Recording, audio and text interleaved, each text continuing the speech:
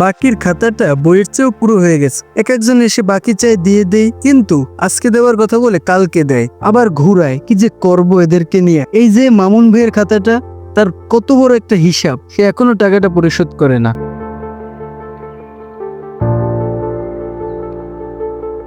আমার কিছু মাল লাগতো ভাই, 1 কেজি চিনি আর ডাল আর 2-3 কেজি পেঁয়াজ দেন, আর একটু মশলা দিবেন।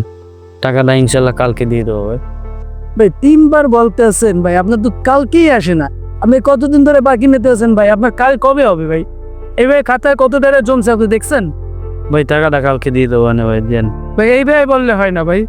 হ্যাঁ মাসুল ভাই, আপনি এটাতে বেগ দিলে দেন বাকির।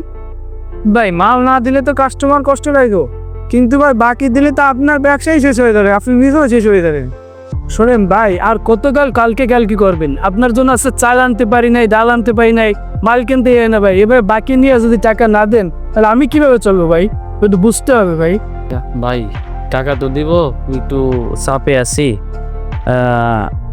বেতনটা পাইলে টাকাটা দিয়ে দেবো ভাই। একটু ঝামেলার মধ্যে আছে, পরে আমি বুঝিয়ে বলবো আপনারে। এখন বাজারটা আমার দরকার। ভাই আজ থেকে বাকি দেন, কেউ মনে কষ্ট নেবেন না, কারণ কি আমি এবার বাকি দিতে দিতে শেষ হয়ে যাচ্ছে। তাইলে ভাই কি বাজার দিবেন না আমারে? না ভাই, বাকি দেওয়া যেত না।